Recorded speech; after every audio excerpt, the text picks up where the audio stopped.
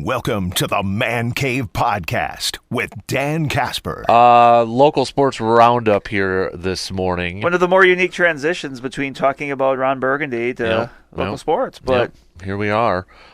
Football-wise, heading into week 4 of the 11-man football squad here. What are some of the games on the docket There's tonight? a bunch of them, actually, this week. In the Big Rivers, I would challenge any other conference in the state to have 3 games in their league schedule that match up to this. Chippewa Falls at River Falls, Rice Lake at Menominee, Hudson at New Richmond. Those are really good matchups. All 6 of those teams are at least 2-1. Mm-hmm. Rice Lake and Menominee are both unbeaten. New Richmond picked up a win over Chippewa Falls last week, a big win. So now, obviously, they're going into Hudson, who fell in overtime to Menominee last week. Yeah. Like, a lot of these weeks are just going to be like this in the Big Rivers, where you've got, probably 2, maybe 3 matchups where it's just wow, these are heavy hitters. Mm-hmm.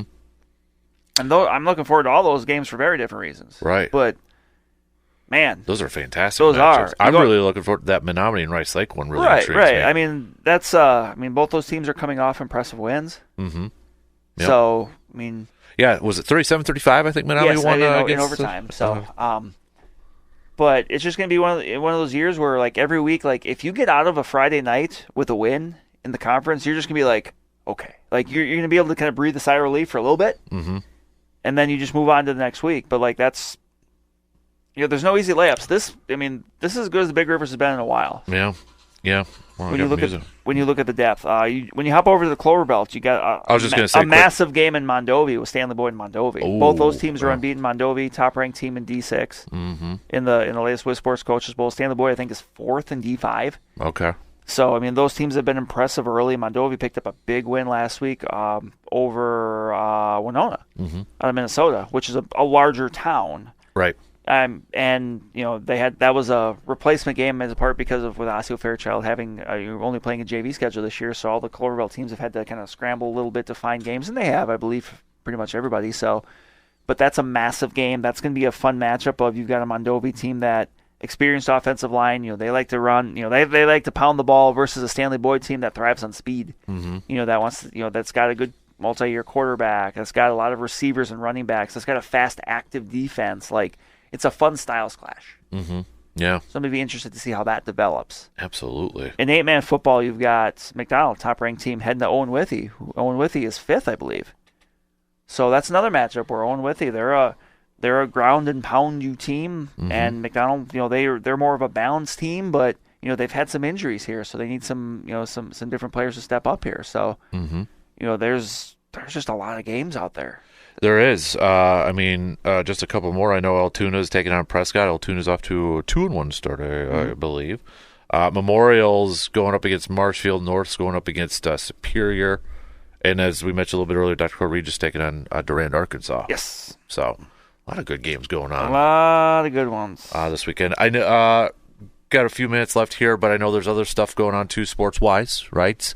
Volleyball is going on in action right now.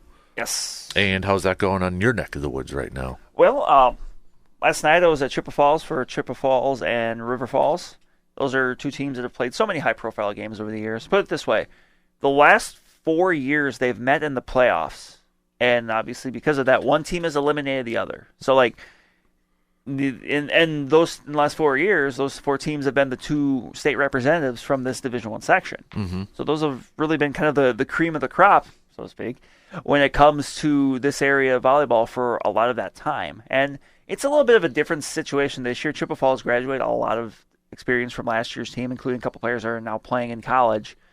So they're more of kind of in the the gaining experience phase, but they hung tough with River Falls last night. They took the first set before River Falls won in 4 sets. So I got a chance to talk with both coaches about kind of the rivalry that's developed out of that, because when you play that many games against somebody, especially high-profile ones, I'm kind of curious just how the end, what develops out of that. And both coaches said, hey, no, this is a rivalry, but when you think of rivalry in sports, it can kind of go 2 ways, especially in high school, where it can be contentious, but it can also be fun. And this one seems like it's more fun, at least for the coaches. I'm sure, the players maybe, players is always kind of maybe a little bit different story there, but there's a lot of respect between the 2 programs, and So that was kind of fun to be able to talk to the coaches about that from both schools. I know you were watching some tennis the other day too. Yeah, a couple of this is a tennis week for me. Mm-hmm.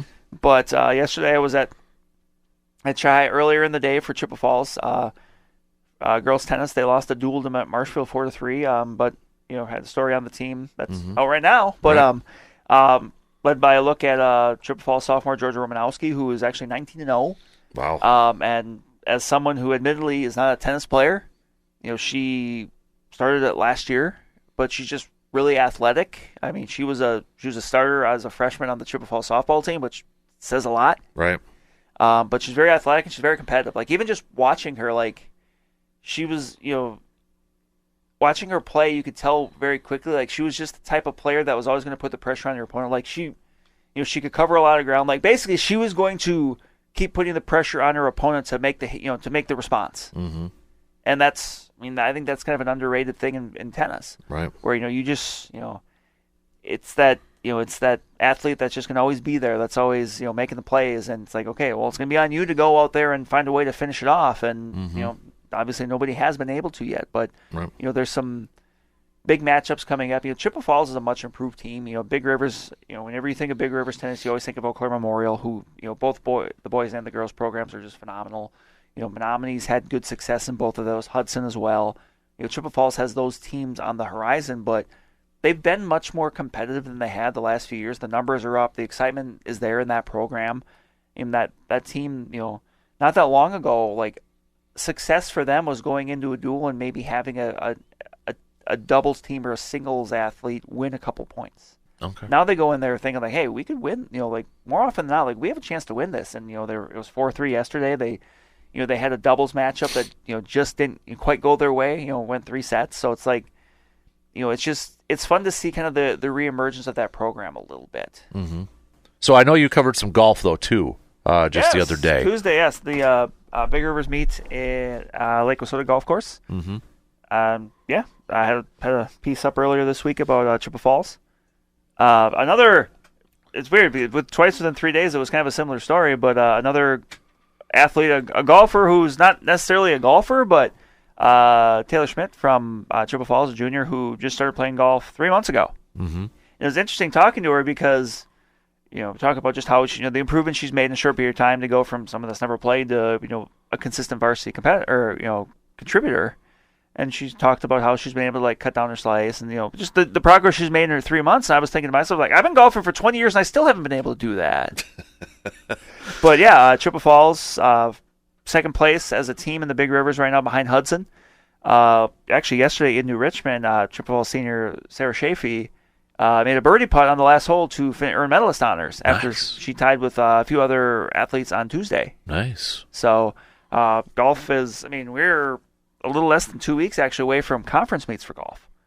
Man, okay. Golf is always the first sport to actually start competing, in part because it's it's weather dependent. You want to go too late in October, so. Mm-hmm. But that second through like fifth spot or race in the Big Rivers is pretty competitive with Chippewa Falls, Eau Claire Memorial, New Richmond. I think Eau Claire North's in there, like River Falls. Like there's a lot of teams battling for it. So you've got a few more here coming up.